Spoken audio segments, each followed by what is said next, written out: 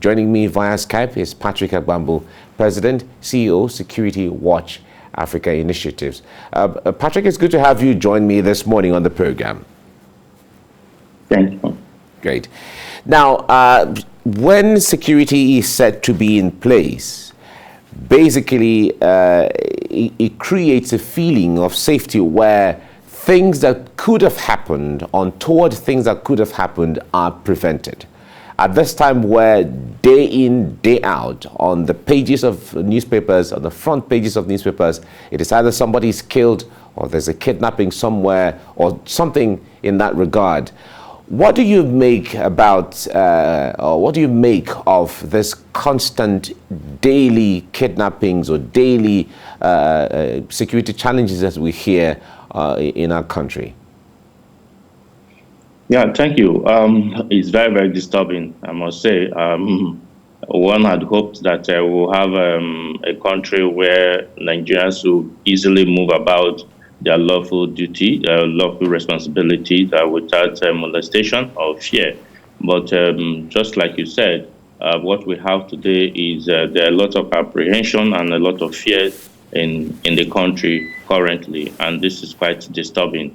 And so it's bad, and the primary responsibility of any government is provision of security and welfare for the people. So far, that aspect has not been guaranteed for Nigerians. Now, when it comes to preventing any of these from happening, that is what Nigerians expect, but we don't often see the ability to prevent these from happening, especially when schools are involved and bandits or criminal-minded people or people with gunmen go into a school and kidnap students up to 5, 10, 15, or maybe even more than that in some cases. Talk to us about the capacity to police the environment, especially in soft spots or soft areas. Yeah, the problem we are witnessing today is an age-long situation. We had left things that should have been taken care of undone for a very long time, and that is why we're experiencing what we are now, and it seems as if it's not surmountable.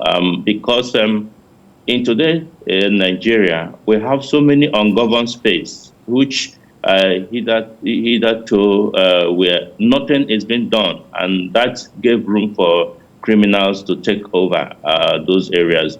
Like the news report you took earlier in Zamfara State, where there are no communication to get to some of those communities, there are no roads, and the forests that are there, no activities. We used to have forest reserves and game reserves where there are activities, but today it has been left fallow, and that giving sanctuary to bandits and kidnappers all across the country to hibernate, and that is from where they are operating.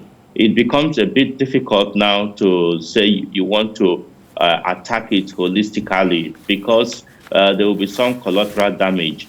So the capacity to take care of these challenges, it's provided, it's there in terms of human capacity, but we had left it lingering for a very long time, and it's now like a cancer and difficult, really, I must say, to be able to take care of. But what do you think is the main challenge here? Because it seemed to be escalating, or the number of attacks or kidnappings that we hear on a daily basis from news reports, the numbers seem to be increasing. What do you think is the challenge here that is leading to this increase? Yeah, the challenge, it's one, lack of intelligence gathering, lack of timely intelligence gathering, lack of political will to carry out necessary actions to checkmate this insecurity, community nonchalant attitude towards taking care of their environment or towards support to the law enforcement agencies. And this is because for the long time, the communities have lost faith in these law enforcement agencies. And the bandits or the criminals have appeared as if they are the saviors to these communities and won the heart of these communities. So in some communities, you see a situation whereby these communities would rather give information to criminals for easy passage than provide information to law enforcement agencies. And these are part of the factors why it's difficult in some instances.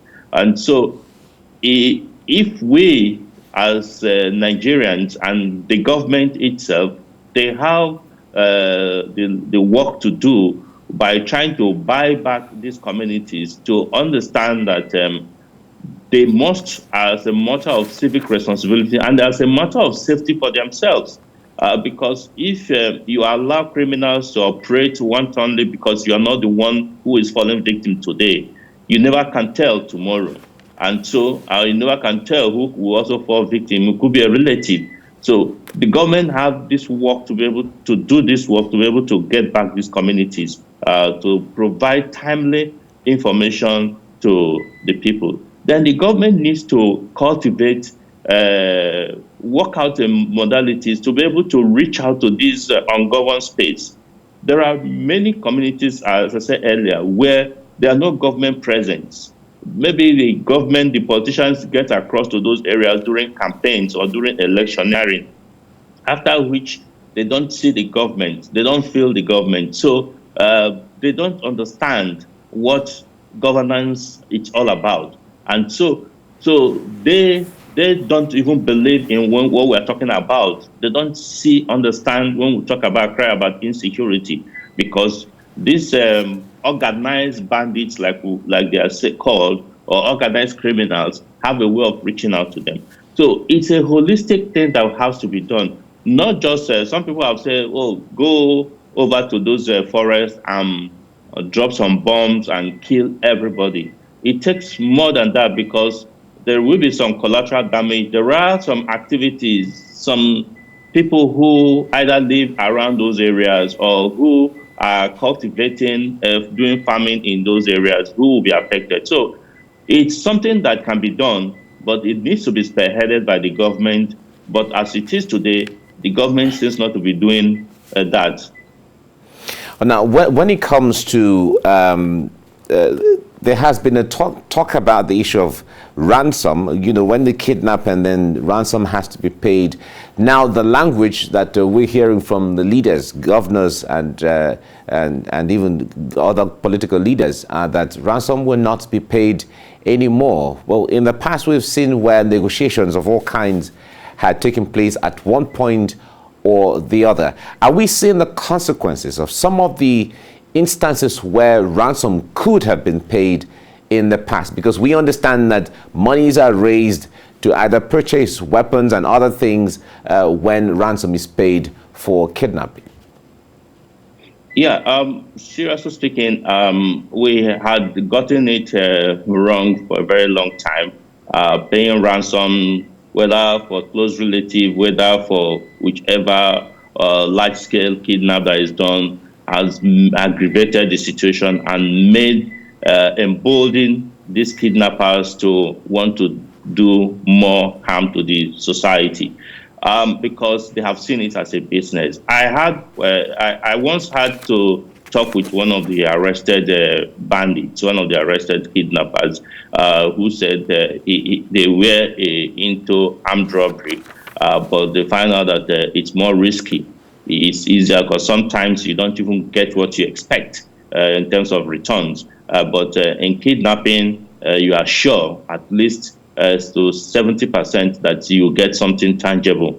So it is a low risk, high profit business for them, because people have been paying this ransom for a very long time. And that has made it to continue the way it is today. But the new move by government, and which we're also asking for individuals to adopt, is to, as much as possible, avoid paying ransom, because ransom encourages groups kidnap groups will be formed and become business as usual.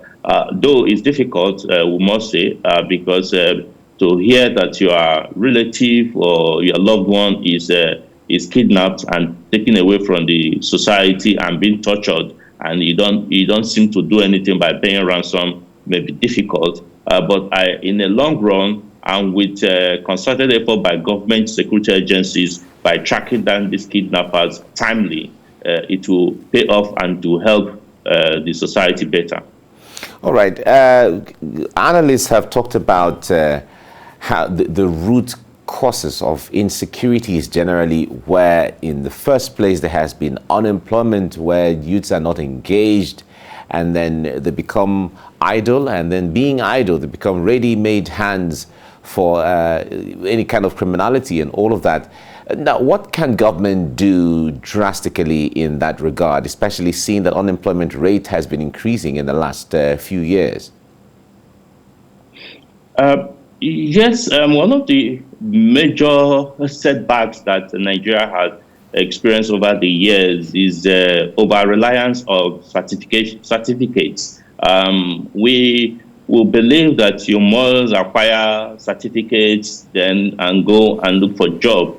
We do not take entrepreneurial ventures or courses or teachings, learnings in our higher institutions, and to help people to be able to get themselves employed and even employ some other people.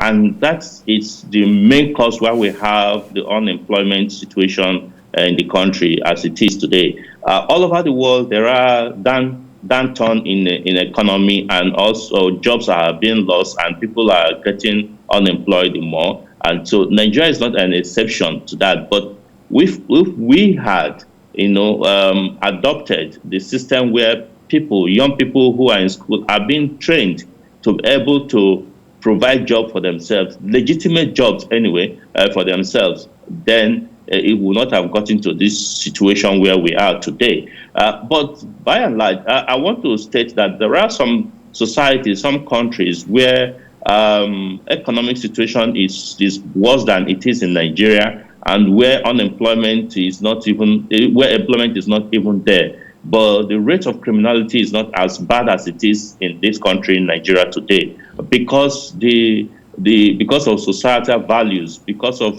family values, which has been eroded in this country today. In the years past, even though there's no job, even though as a young man or as a young woman there's no job, you have this fear that you can't put your hand into something that will spoil the image and the name of the family and the society. And so you look for a way. People go to learn artisans. You see artisans, people learn work, people go to do tailoring and all sorts. But today, it's no longer like that way, because the society now values how quick you can make money than how the process of making that money. And so that is the reason. So it's not just the unemployment or poverty, but more of societal values being eroded, and families no longer care about how wealth are gotten. That is reason what is attracting other people to go into criminality, so that their names can be heard and be celebrated in the society. All right. Now, days ago, we heard of the death of the president of Chad, Idris Deby. He was a strong ally in the fight against terrorism and helping, working in collaboration with Nigeria and other countries around there to, fight terrorism. With his death, we have heard there has been certain controversies around within that country, and I wonder what you make of the implication of his death on the fight against terrorism, especially as he affects Nigeria.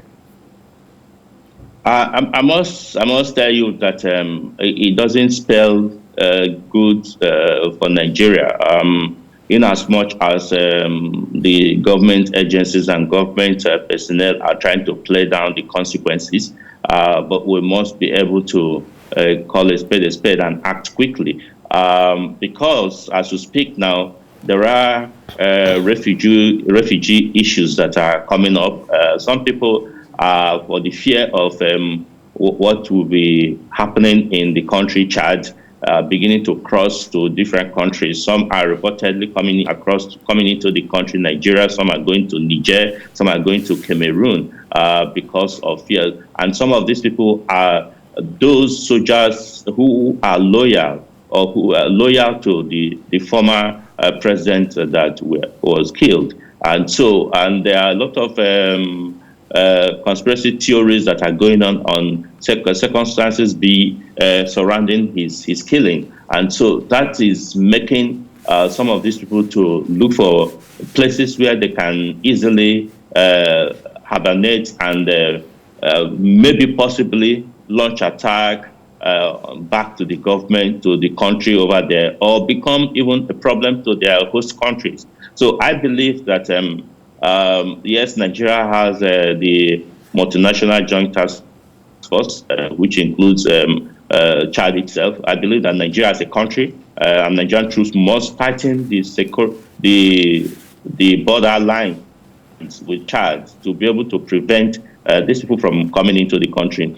It's going to be a very difficult situation, I must tell you, because apart from the political aspect of it, the security aspect is quite troubling, and it has to be taken seriously by Nigeria if we must get our security serious.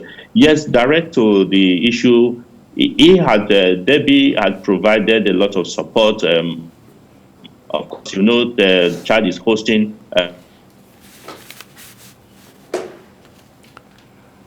All right, Patrick Agbambu. Okay. All right, we seem to have some challenges with the connectivity there. All right, Patrick, can you hear me now? Yes, I can hear you. Aha, very good. We lost your audio at the time. All right, so before I let you go now, because we're rounding off, before I let you go now, there has been call for state policing, and with the body movements from government now, it seems they want to be serious about taking it up and making it happen. We've seen the creation of regional security outfits from Amoteku in the southwest to now Ebubeago in the southeast. Do you think that with this creation now and even state police, it can mitigate these issues of constant kidnappings and all of the security challenges we're hearing of across the country? Directly to answer your question, creating of state police or regional security will not take care of the insecurity we're experiencing in this country. We are not being truthful to ourselves if we think that creation of state police will take care of this insecurity. It will not. I'll tell you this. I have studied the situation, and I know it may even aggravate the situation in some places. But there is one thing that we are not looking at. It's not about wishing to create state police. There are steps that needs to be taken. The Nigerian Constitution states clearly that there shall be only one Nigerian police force. So it's a constitutional issue. Whether regional groupings try to form their own security or states try to form their own security, these cannot replace the Nigeria police force. And that we must state. And you cannot create, for instance, have Zamfara State Police Force because so long as Zamfara State is part of the entity called Nigeria and operates under the Constitution of the Federal Republic of Nigeria, it cannot have its own police force. They can have security network or security arrangement which must have to work with the statutory security organizations that are recognized by the Constitution. So if we must go the line of creation of state police, we must look at the constitutional provisions that is in there, make adjustments, amend this constitution so that there can be legal backing to whatever arrangement that is being made. All right. Until then, whatever is being done, it's illegal and will not stand the test of time. Okay.